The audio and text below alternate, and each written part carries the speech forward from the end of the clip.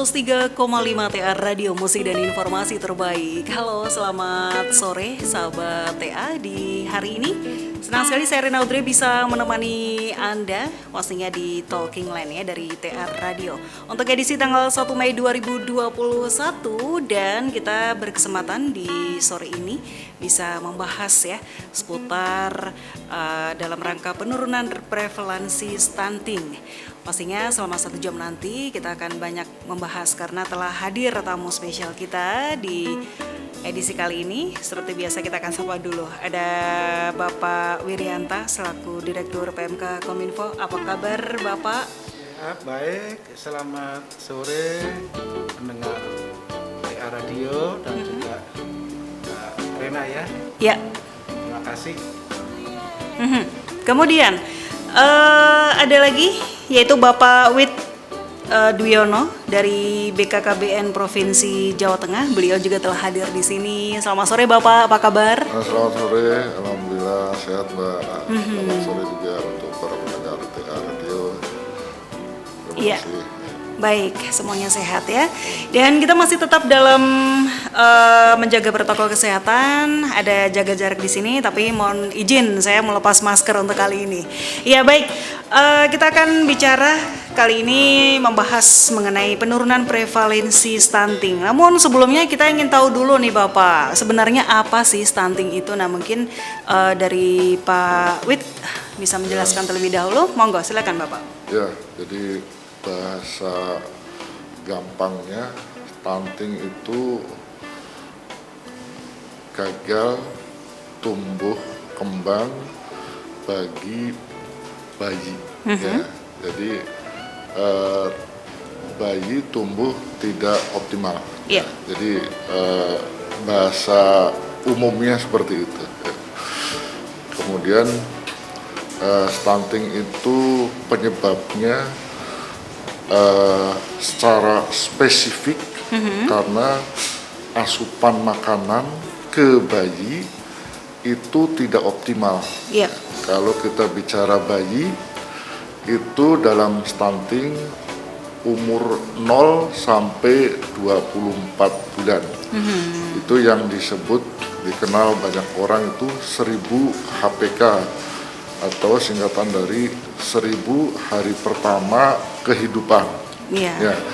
Jadi kalau kita melihat 1000 hari pertama kehidupan yang berkaitan dengan pencegahan stunting itu kita bagi menjadi 3 ya. Masa kehamilan itu 40 minggu atau kalau kita hitung harinya 280 hari. Kemudian setelah lahir sampai dengan 2 tahun itu 720 hari. Nah, masa 1000 hari ini yang biasa kita sebut dengan golden age. Golden age ya. Jadi usia yang paling bagus untuk pencegahan stunting. Ya. Jadi tadi saya katakan penyebabnya adalah intake atau asupan makanan yang tidak optimal. Nah, itu ya seperti itu. Oke, baik. Itu tadi untuk penyebab dari stunting itu sendiri ya. Baik dari mungkin asupan gizi terutama di 1000 hari pertamanya atau di golden age ya. Kemudian selain itu juga mungkin apakah ada dari pengaruh lingkungan juga nih Bapak? Betul. Jadi kita kategorikan penyebabnya ada 2 ya. Penyebab langsung atau penyebab spesifik itu tadi yang saya katakan intake makanan atau asupan makanan ke bayi itu tidak optimal, tidak maksimal. Kemudian ada penyebab yang namanya sensitif atau penyebab tidak langsung. Penyebab tidak langsung itu bisa ditimbulkan karena sanitasi yang kurang bersih, kemudian lingkungan yang kurang bersih, kemudian faktor kecukupan makanan juga, ya. Jadi faktor perilaku juga, ya. Jadi tidak tahu, ya. Sebetulnya orang itu mampu, tapi karena tidak tahu untuk memberikan asupan gizi kepada balita yang atau bayi yang bagus itu kayak apa ya. Jadi itu yang digolongkan dalam penyebab tidak langsung atau penyebab sensitif ya, seperti itu. Iya, baik. Tapi nanti juga masih akan ada beberapa hal yang perlu dijelaskan karena sepertinya juga ini berkaitan dengan ibu-ibu yang pada masa remajanya ini sepertinya tidak mendapatkan asupan makanan yang cukup gizi ya. Itu juga akan bisa menjadi salah satu penyebab. Nah, kami juga undang Anda sahabat TA untuk yang ingin berinteraksi bersama dengan kami. Silakan langsung saja di 0816671035. Mumpung ini beliau ada di sini ya, jadi bisa bertanya secara langsung seputar stunting. Nah, kita akan ke Pak Wir nih. Pak Wir mungkin bisa menambahkan terlebih dahulu nih untuk mengawali tema kita di sore hari ini. Baik, terima kasih Rena. Terima kasih kepada teman-teman saya pendengar radio TA Radio, khususnya di kota Solo dan sekitarnya. Tapi sebelum saya menambahkan apa yang disampaikan oleh Dr. Wid tadi ya, saya ingin mengucapkan hari ini adalah 1 Mei tahun 2021. Jadi, selamat Hari Buruh Sedunia. Saya ucapkan karena kaum buruh itu adalah pilar daripada produktivitas nasional. Kemudian suatu negara atau bangsa itu akan maju apabila produktivitasnya tinggi, dan juga kaitannya produktivitasnya tinggi adalah tingkat kompetensinya, kemudian tingkat kecerdasannya. Tentu saudara-saudara saya kaum buruh yang ada di mana saja di seluruh tanah air, Anda semua adalah pilar daripada pembangunan. Ini kaitannya sangat erat daripada apa yang tadi dibicarakan saat ini adalah bagaimana melakukan penurunan prevalensi stunting. Jadi saudara-saudara saya ini karena mampu berproduktivitas tinggi berarti dulunya terbebas dari stunting, punya kecerdasan, dan ini akan menghasilkan sumber daya manusia yang handal, yang kompeten, dan sebagainya. Nah, sebagaimana tadi disampaikan oleh Dr. Wid, bahwasanya bagian dari yang kan ada spesifik, ada sensitif gitu ya. Yang spesifik itu ranahnya leading sektornya di sektor kesehatan ya.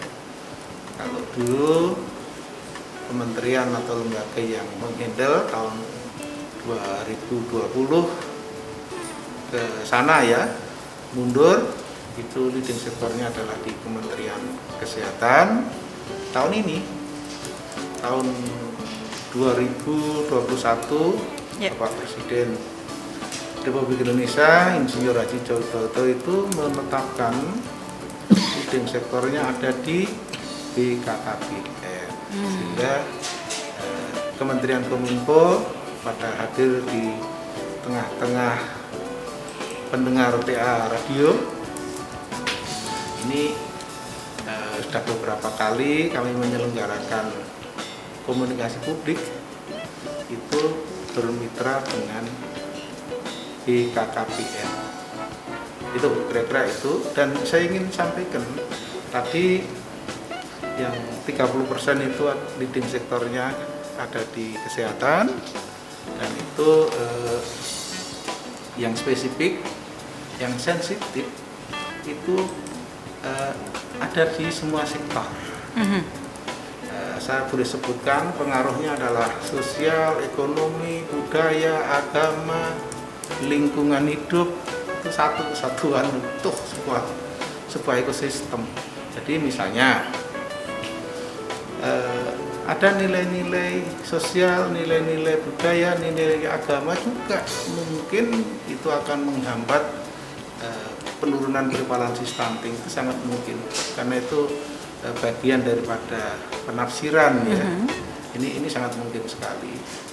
Kemudian perilaku sehari-hari, kan perilaku sehari-hari itu setiap manusia itu kan dipengaruhi yang saya sebutkan tadi. Iya. Contoh, ingin saya katakan, sewaktu saya kecil melihat adik saya gitu ya,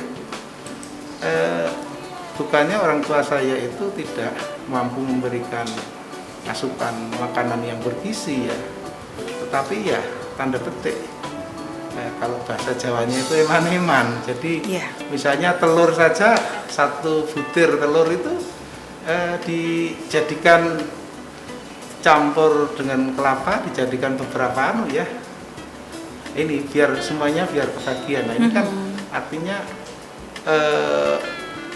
pengetahuan mengenai asupan, pengetahuan mengenai makanan yang bergizi ini tentu harus kita berikan kepada seluruh lapisan masyarakat, utamanya adalah generasi muda, wabil khusus anak-anak saya, remaja putri.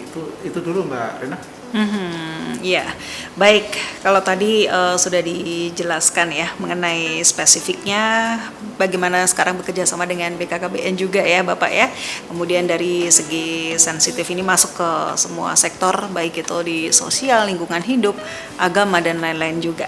Ya, kemudian kalau boleh kita mengetahui nih Bapak seputar angka stunting yang ada di Indonesia nih seperti apa sih? Nanti mungkin akan bisa mengerucut untuk ke daerah ya atau wilayah.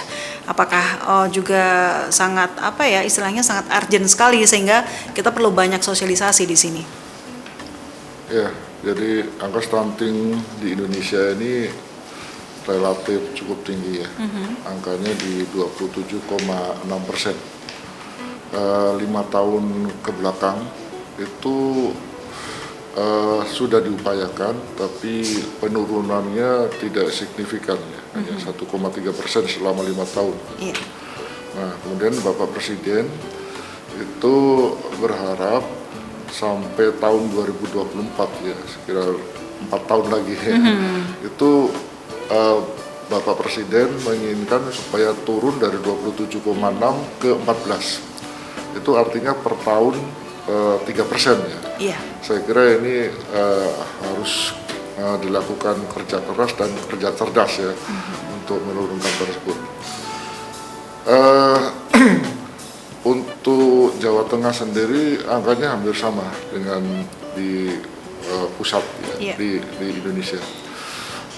Namun perlu saya sampaikan, saya jelaskan di sini ya. Kenapa stunting ini menjadi penting sekali? Bapak Presiden berharap bisa turun sampai dengan 14%. Karena tadi disampaikan oleh Pak Wir bahwa ini kaitannya dengan sumber daya manusia ya.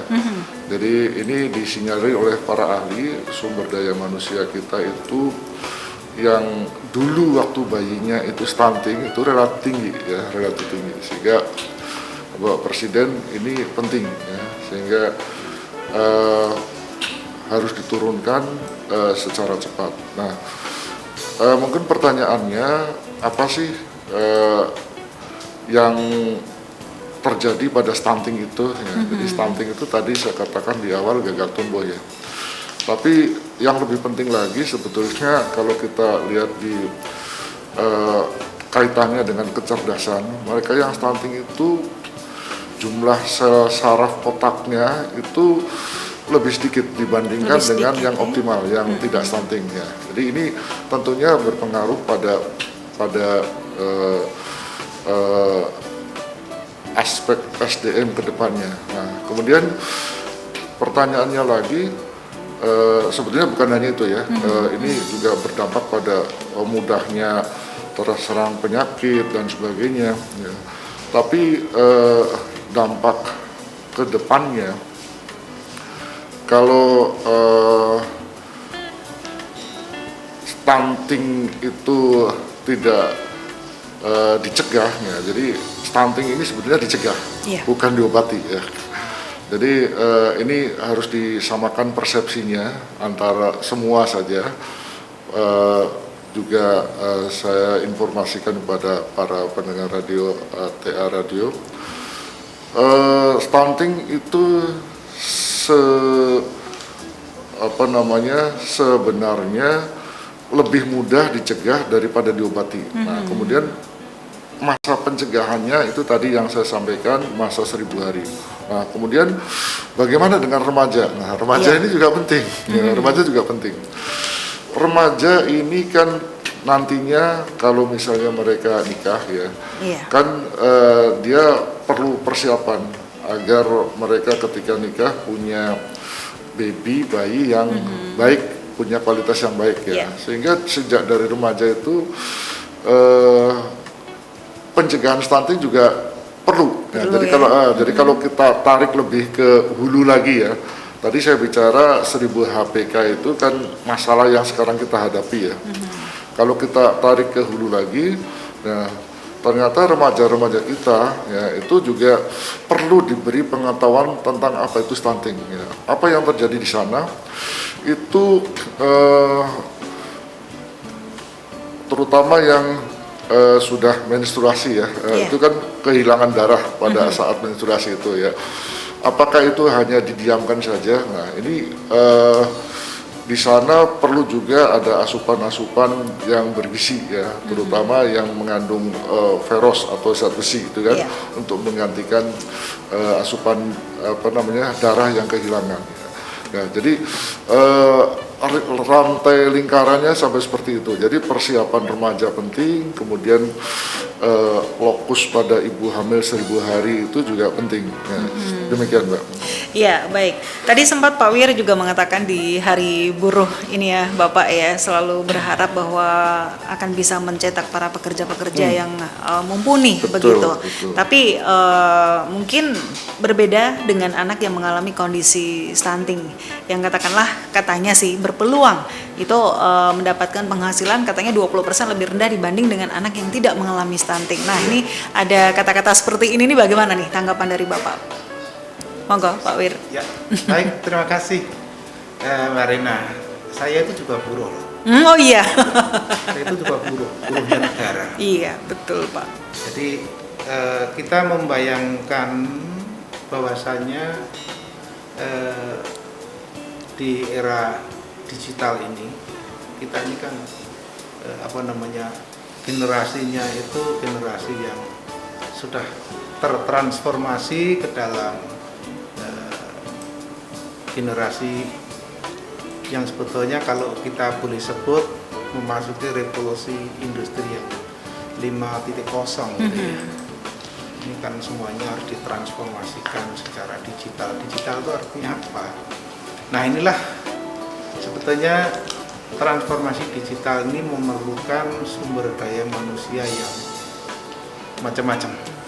Syarat-syaratnya itu tentu saja seperti yang saya sebutkan tadi ya. Tapi saya ingin ingatkan dulu, tadi ingin saya sampaikan bahwasanya kami membangun optimisme kepada seluruh lapisan masyarakat Indonesia. Kami membangun optimisme kepada generasi muda, generasi milenial maupun generasi Z, dan juga satu lagi generasi yang terakhir itu generasi apa Mbak Rina? Generasi A ya? Alpha. Iya. Begini, tadi Dr. Fit sudah menyampaikan dampak daripada stunting ini. Satu, tentu saja tinggi badannya itu lebih rendah daripada rata-rata. Kalau Indonesia, konteks Indonesia adalah orang Indonesia kan gitu. Kedua, tingkat kecerdasannya itu di bawah rata-rata. Yang ketiga, saya tidak mendahului yang puasa ya, cepat mati. Kita harus takut-takuti juga. Baik. Artinya memang tadi kalau secara soft disampaikan oleh Dr. Wit bahwasanya ini rentan terhadap penyakit. Tapi saya langsung simpulkan cepat mati. Biar tumbuh kesadaran untuk shock terapi bahwasanya kesadaran mengenai bagaimana menurunkan prevalensi stunting di Indonesia itu menjadi penting. Terus pertanyaan apa lagi, Mbak? Iya. Oke. Ya, ini berkaitan dengan pekerja tadi ya. Oke, baik. Kalau anak-anak kita, anak cucu saya gitu ya, itu dari Dokter Wit tadi sampaikan bahwasanya dari 0 sampai di bawah usia 2 tahun itu terbebas dari stunting tadi, itu akan menghasilkan generasi yang tentu saja yang seperti kebalikan daripada yang saya katakan tadi ya, tingginya di atas rata-rata orang Indonesia, kemudian tingkat kecerdasannya itu jauh lebih baik, dan mungkin tingkat kecerdasannya itu tidak kalah dengan bangsa-bangsa maju di dunia. Kemudian angka harapan hidupnya akan meningkat. Nah, ini semua tentu menyongsong bonus demografi di tahun 2030 sebetulnya, atau bisa ada yang sudah terlampaui di beberapa provinsi, tapi rata-rata itu di 2030. Artinya apa? Bahwasanya di tahun itu angka ketergantungan, jadi dependensi rasionya itu kita ini sebetulnya sudah cukup bagus, itu 41%. Artinya apa? Dalam sebuah keluarga itu yang kita tanggung itu relatif sedikit, ringan. Nah, kalau tanggungan dalam sebuah keluarga itu tidak banyak, ringan, ini berarti tingkat kesejahteraan, tingkat perekonomian dan kesejahteraan di dalam keluarga itu kan jauh lebih bagus. Itu berdampak secara nasional.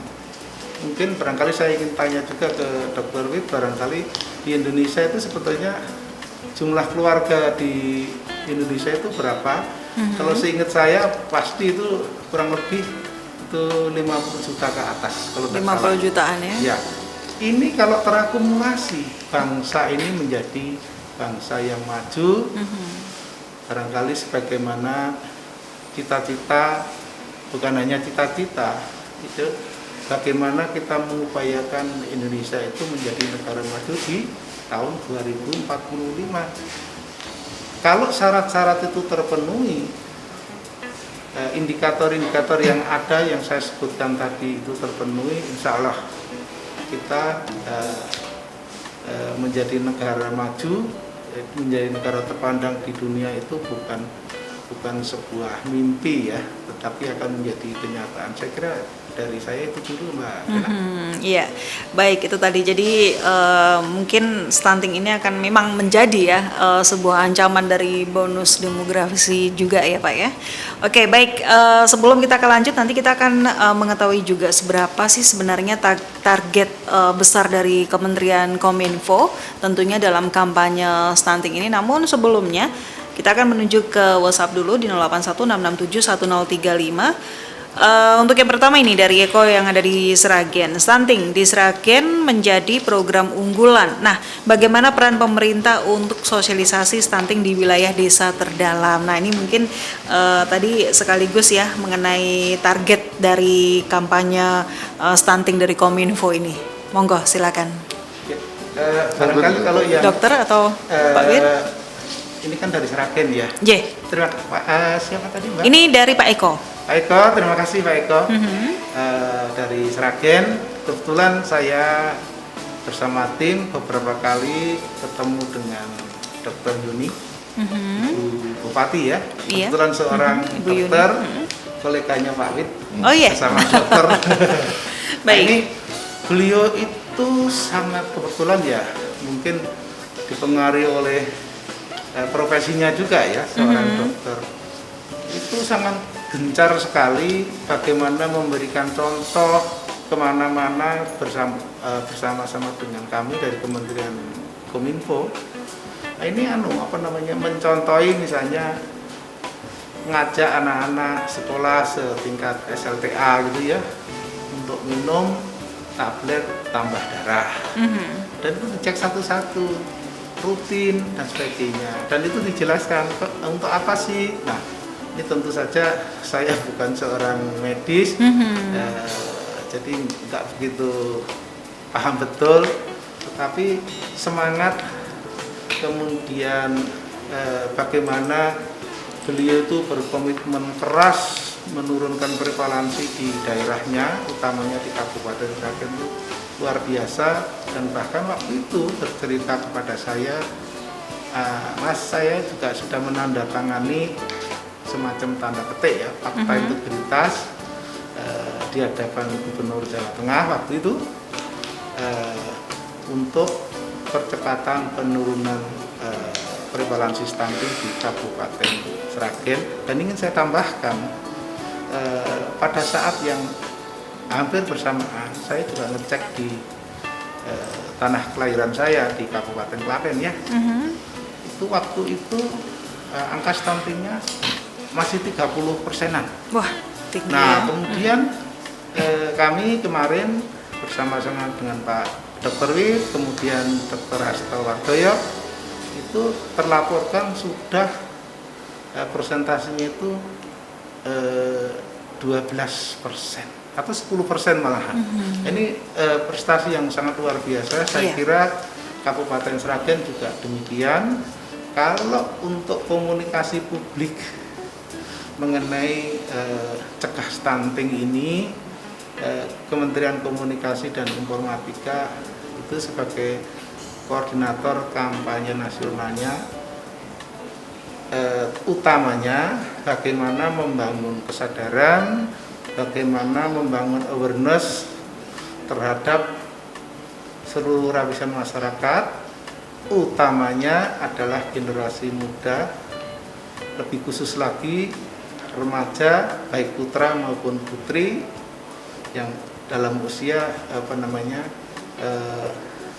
kan mereka inilah yang akan membangun keluarga ke depan, Mbak. Nah, inilah yang menjadi sasaran utama untuk membangun awareness bagaimana cegah stunting itu. Nah, untuk sampai ke pelosok-pelosok, advokasi mengenai hal tersebut itu berada di leading sektor. Dalam hal ini boleh saya matur ke Dr. Wid, ini di BKKBN.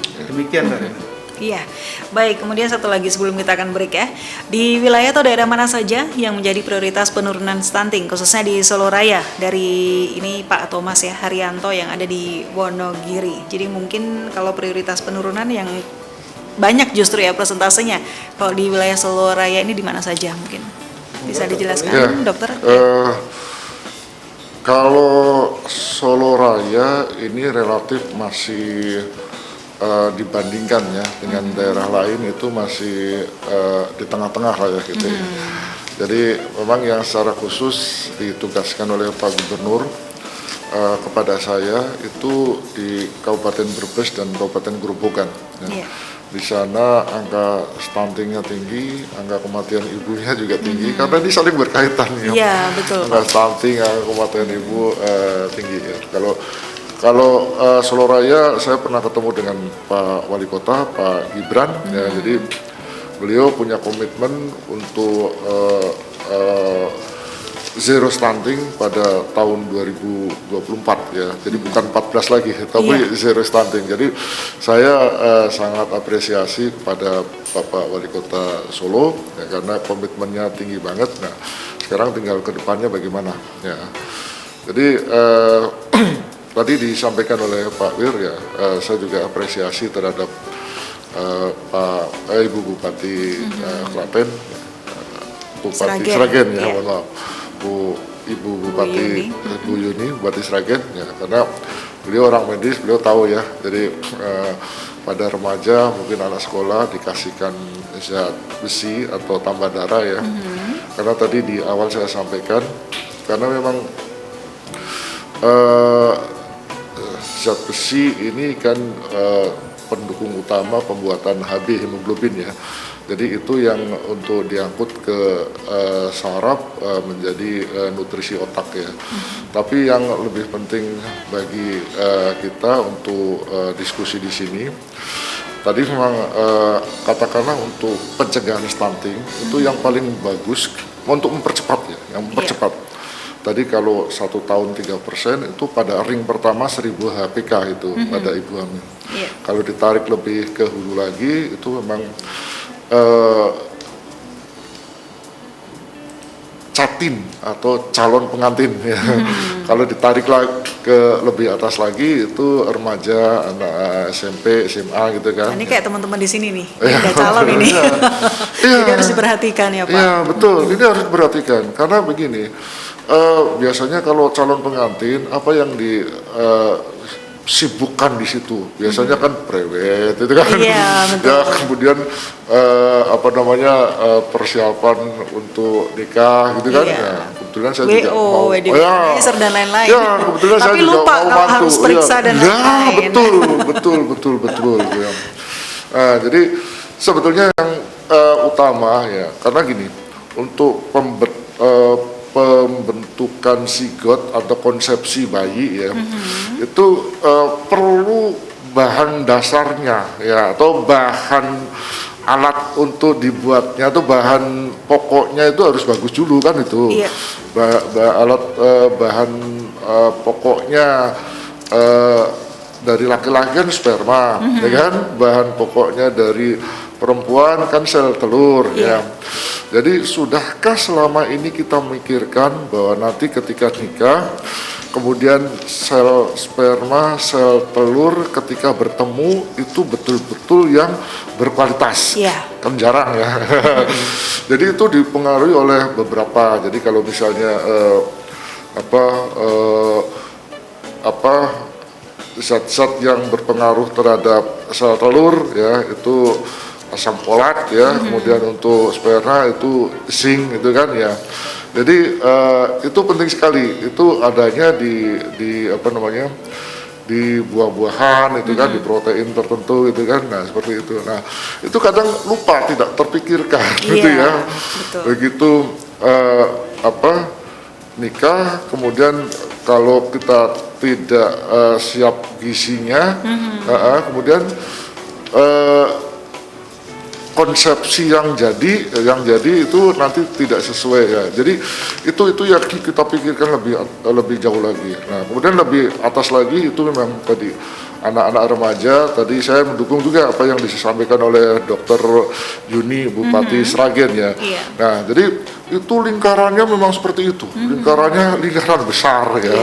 Tapi nanti dampaknya tadi yang seperti disampaikan oleh Pak Wir, karena ini kita untuk mendongkrak SDM ke depan ya. Karena kompetensi atau kompetisi kita itu tidak hanya di Indonesia. Orang luar negeri bisa masuk ke Indonesia, orang Indonesia bisa keluar negeri ya. Tapi kalau misalnya orang Indonesia itu punya daya kompetensi yang tinggi, SDM yang bagus ya, saya kira no problem ya kan. Nah jadi itu berpikirnya sana. Jadi kita juga berharap untuk tahun 2045 100 tahun Indonesia merdeka. Sebetulnya apa yang disampaikan oleh Pak Wir bisa saja terjadi ya. Indonesia itu menjadi negara adidaya di bidang ekonomi urutan kelima, bahkan ada yang memprediksi menjadi urutan ketiga. Apa persyaratannya?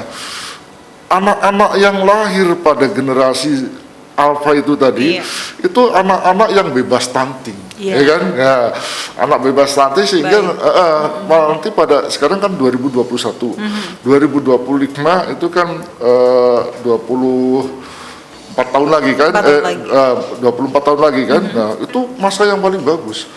Ketika jadi tugas-tugas kita yang sekarang ini lagi sebentar ya, lagi kerja itu kan mempersiapkan generasi mereka untuk berkompetisi di tingkat dunia ya, bukan nasional lagi tapi dunia.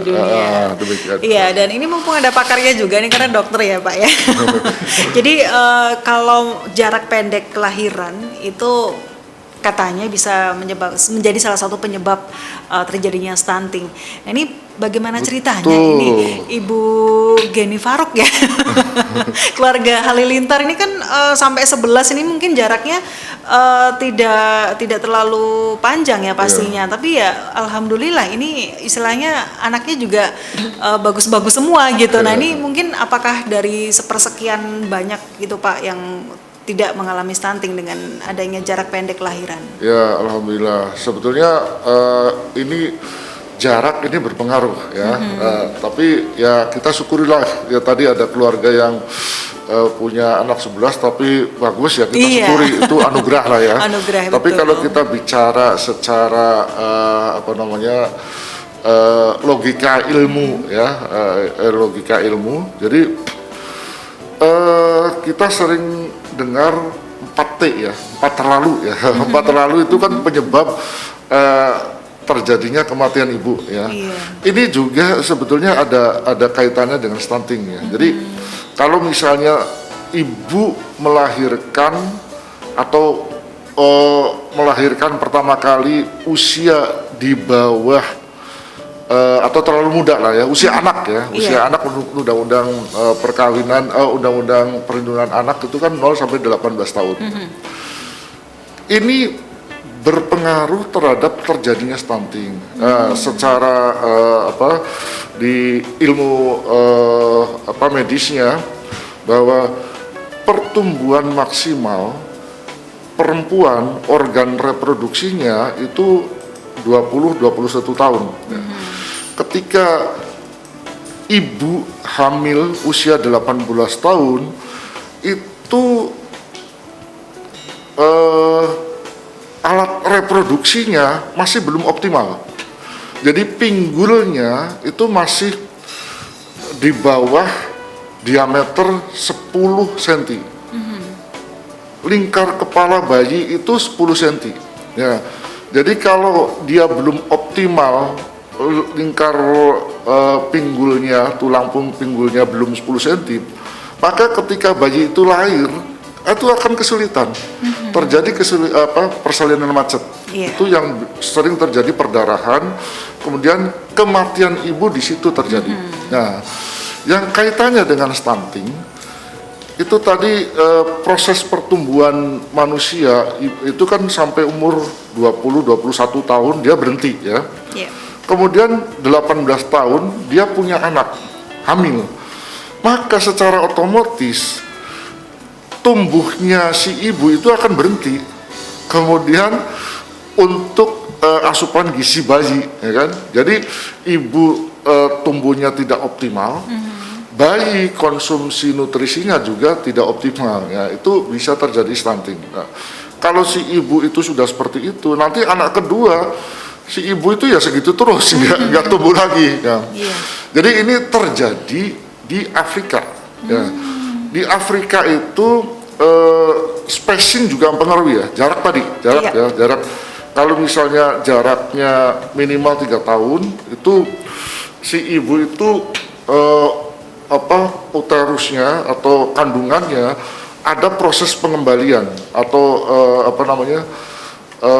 kembali ke semula gitu kan. Tapi kalau misalnya baru 1 tahun lahir lagi, otomatis si kandungan ini kan nggak sempat istirahat kan gitu. Nah, itu terjadi di Afrika. Jadi negara Afrika bagian barat itu orangnya tinggi-tinggi.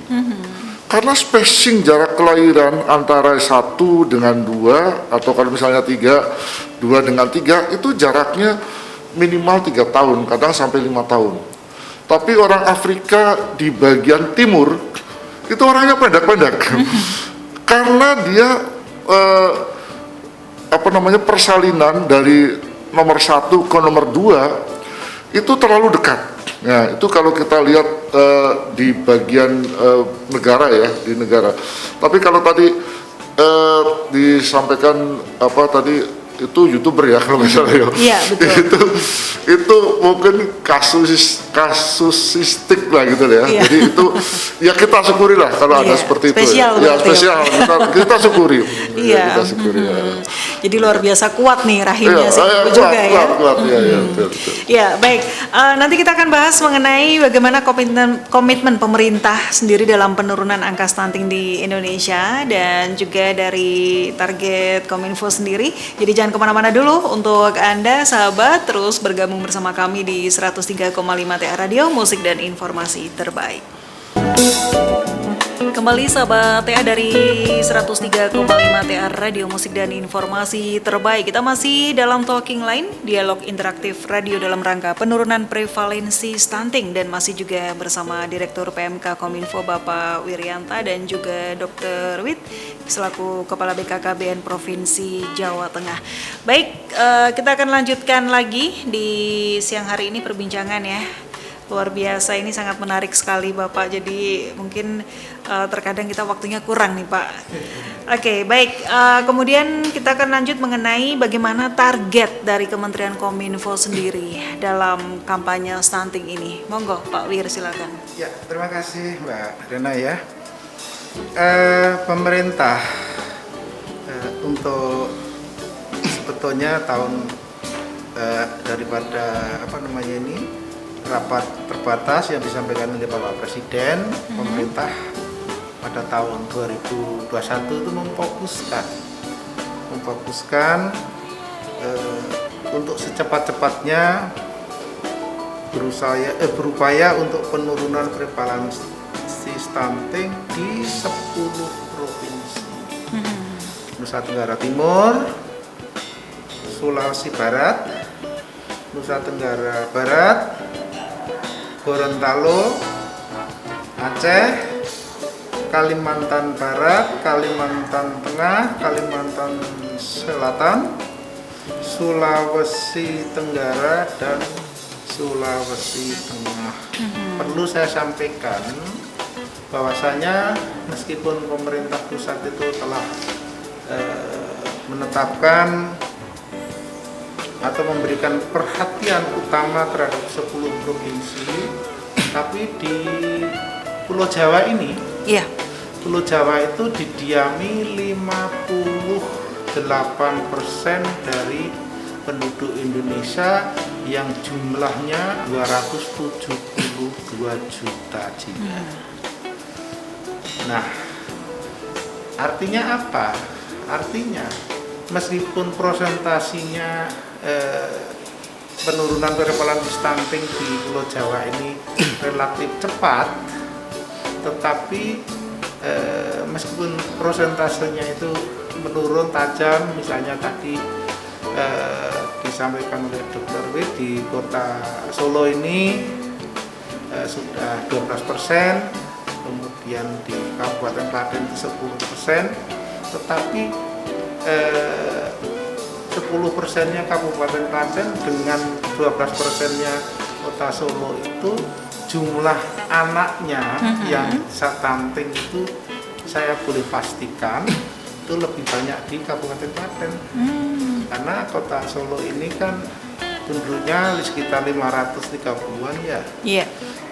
Kalau Kabupaten Klaten itu sekitar 1.300.000-an ya. Nah ini kira-kira saya ingin memberikan gambaran seperti itu. Artinya apa? Meskipun sudah prevalensi stuntingnya sudah menurun relatif cepat, tetapi kalau kita simak jumlahnya tentu saja banyak. Jadi yang stunting satu anak saja ini kan tetap itu adalah harapan dari kita semua. Iya. Kemudian tadi sebelum target tadi ya, saya ingin sampaikan bahwasanya Kementerian Komunikasi dan Informatika, saya ingin beritahu kepada para pendengar TA Radio untuk tanggal 2 bulan November tahun 2022 akan dilakukan ASO, analog switch off. Jadi setelah tanggal yang saya sebutkan tadi, Indonesia memasuki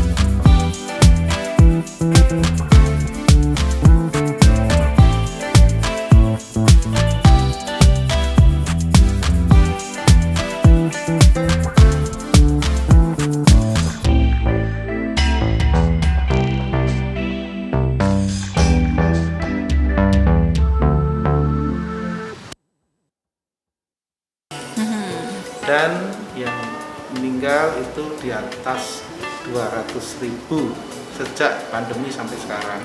Iya. Artinya apa? Artinya apa? Ini peringatan bagi kita semua untuk satu, meskipun kita sudah divaksin 2 kali, Betul. herd community-nya itu tentu memerlukan waktu, tapi untuk itu jangan lengah, patuhi 3+2 M, jadi 5M. Menjaga jarak, pakai masker, mencuci tangan, jangan kelayapan, gitu. Artinya Iya. menghindari kerumunan, menghindari bepergian. Menghindari bepergian di sini dan menghindari kerumunan itu konteksnya dengan larangan mudik oleh pemerintah. Itu untuk siapa sih sebetulnya? Itu adalah kecintaan negara terhadap rakyatnya, Iya. untuk menjaga kesehatan rakyatnya. Nah, sebagaimana saya sampaikan di muka, 10 provinsi yang menjadi prioritas utama, dan tentu saja di Pulau Jawa ini yang penduduknya itu mayoritas 58% lebih penduduk Indonesia itu berdiam di Pulau Jawa. Bahkan kalau ditambah dengan Bali itu 60%-an ya. Ini tetap kita tidak lelah-lelahnya untuk mengingatkan, membangun awareness mengenai cegah stunting di wilayah-wilayah yang saya sebutkan tadi. Melalui apa? Satu, kami tentu secara hibrid itu bermitra, bersinergi dengan BKKBN, Iya.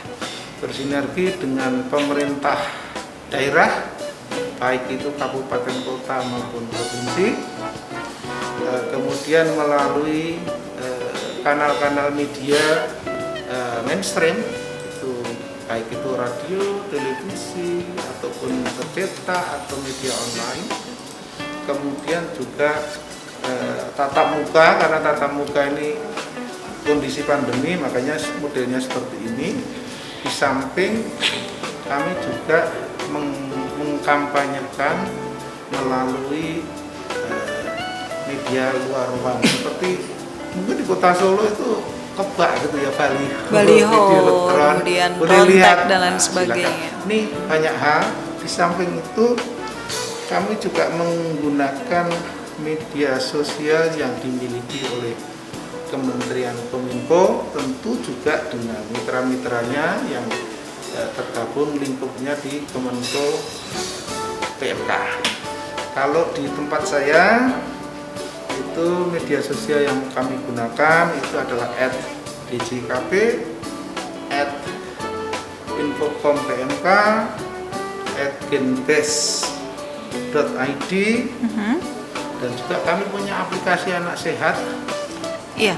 Yang tentu saja aplikasi ini sebetulnya bukan milik Kementerian Kominfo, tetapi adalah milik bersama, dan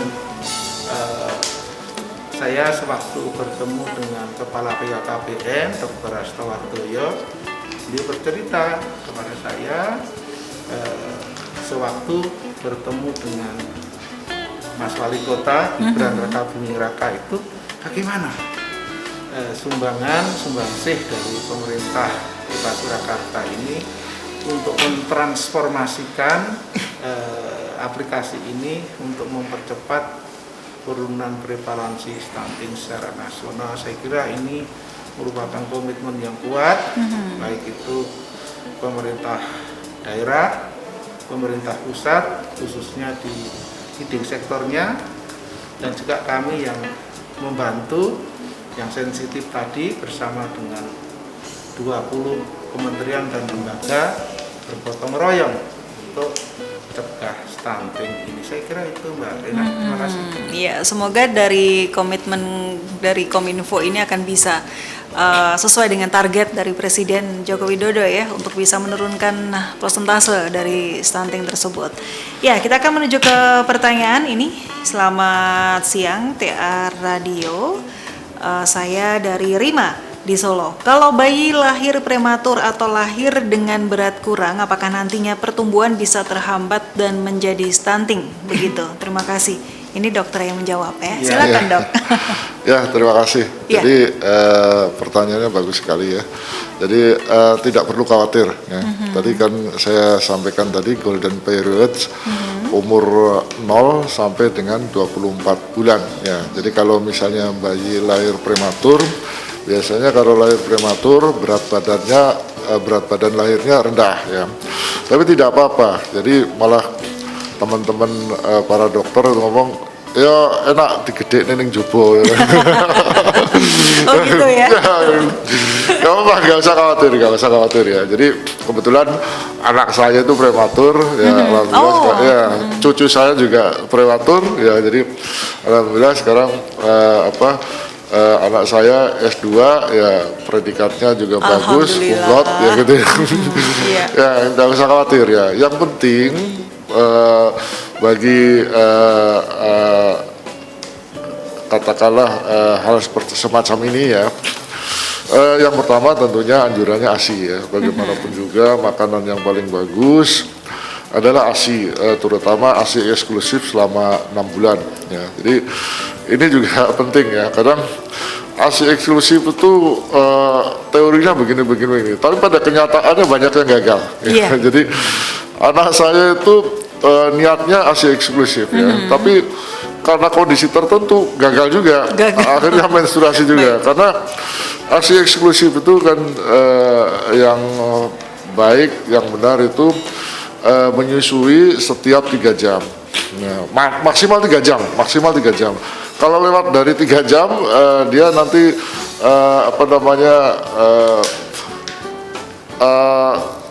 drop lah ya gitu ya. Kemudian tidak memberikan makanan lain selain ASI gitu kan. Nah, terus ini anak saya ketiduran lebih dari 3 jam, lupa menyusui, lupa pumping gitu kan. Ya, jadi nggak usah khawatir ya. Yang penting adalah ASI eksklusif. Tapi kalau ASI eksklusif itu tadi dengan langsung ke ibunya ke babynya, kalau misalnya lewat dari 3 jam di pumping ya, itu disimpan di kulkas masih tahan ya, di freezer masih tahan, nggak usah khawatir. Nah, terus yang penting adalah kualitas ASI. Kualitas ASI didapat dari mana? Dari makanan asupan kepada ibu. Jadi selama ibu menyusui selama 6 bulan, tentunya baik kuantitas maupun kualitas, dan mereka mendukung kualitas ASI juga.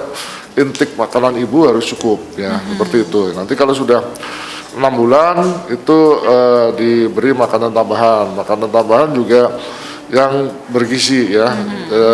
Ya ini kebetulan tetangga saya itu ini punya baby seusia cucu saya ya. Dia suka makan nasinya terus itu kan ya. Sementara zat yang lainnya kurang, sayur sama proteinnya kurang, hewani sama nabatinya kurang. Ini juga tidak baik ya, karena anaknya bener gemuk gitu kan, tapi gemuknya gemuk karena karbohidratnya, sehingga harus seimbang. Karbohidratnya masuk, sayurnya masuk, protein hewaninya masuk, susunya terus ya, seperti itu. Jadi nggak usah khawatir untuk ibu penanya tadi. Yang penting kita optimis bahwa kita, yang penting makanan itu bisa masuk ke bayi ya. Yang penting gitu. Iya, Terima kasih. satu pertanyaan lagi ya dari pendengar. Bagaimana ya agar kita sebagai orang tua dapat memberikan pengertian pada anak yang stunting agar dia tetap percaya diri, terutama agar tidak terjadi tindak bullying? Ini dari Ibu Sari. Silakan, Dok. Ya, jadi ini masa sosmed itu ya, kadang ada bullying dan sebagainya ya. Yang penting kita kalau misalnya nggak usah dengerin lah gitulah ya. Iya, betul. Yang penting niat kita adalah untuk membesarkan bayi kita, anak kita, gitu kan. Ya, jadi sesuai dengan sekarang kan di sosmed banyak ya informasi-informasi tentang bagaimana cara mencegah stunting, bagaimana memberikan gizi yang baik kepada anak umur berapa, tumbuh kembang dan sebagainya. Saya kira itu bisa ya, bisa monitor dari situ ya. Yang jelas selama masih 0 sampai atau sebelum 24 bulan, kesempatan kita masih 80% ya. Kalau sudah lewat dari 24 bulan atau 2 tahun ke atas, masih ada kesempatan 20% lagi ya. Yang penting niat kita, bismillah, insya Allah anak kita atau bayi kita bisa kita manage sesuai dengan harapan kita ya. Jadi kalau misalnya kita lihat memang punya anak itu wajib ya, untuk wajib ya. Jadi ini juga diperingatkan. Jadi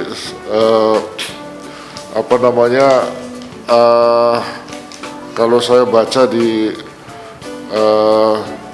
Al-Quran surat An-Nisa ayat 9 ya, hendaknya kalau kamu takut ketika anak-anak atau generasi sesudah kamu generasi yang lemah ya. Jadi peringatan ini bukan hanya untuk ibunya, peringatan ini untuk kami juga, untuk kita juga. Jadi kita wajib menumbuhkan atau mencetuskan generasi sesudah kami generasi yang kuat ya. Jadi generasi yang kuat salah satunya yang tidak stunting ya.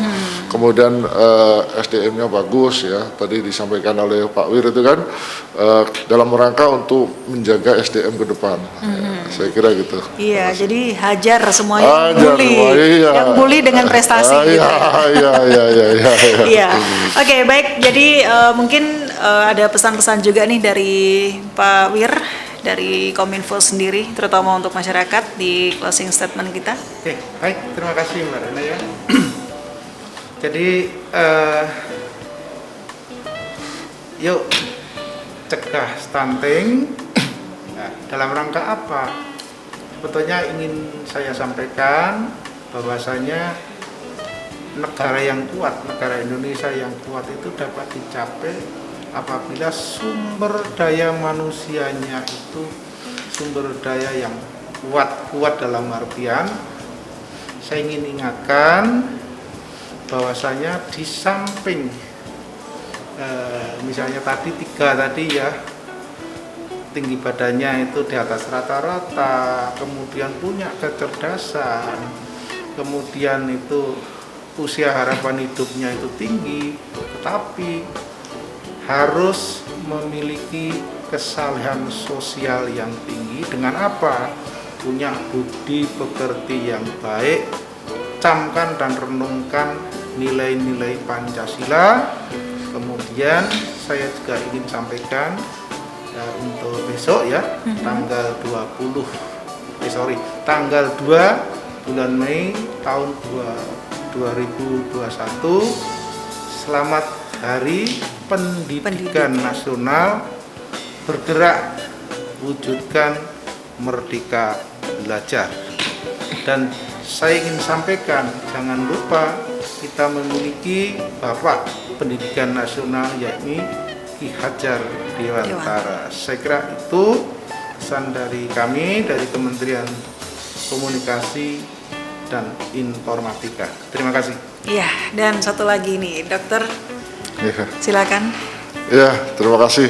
Ini dalam rangka Hari Buruh ya. Saya selamat menyampaikan Hari Buruh pada 1 Mei ini ya, dan saya juga berharap kepada para owner atau yang pengusaha-pengusaha ya dalam hal ini semakin peduli terhadap buruh-buruhnya, diwujudkan dalam rangka ini untuk pencegahan stunting ya, minimal pencegahan stunting di lingkungan buruh-buruh mereka ya. Jadi karena ini juga berdampak positif ya. Jadi kalau misalnya buruh di lingkungan perusahaan yang bersangkutan itu tidak melahirkan anak stunting ya, insya Allah SDM yang ada di situ itu bisa direkrut di perusahaan tersebut, dan ini menjadi SDM yang berkualitas di masa yang akan datangnya. Jadi ini suatu lingkaran positif ya bagi perusahaan tersebut ya.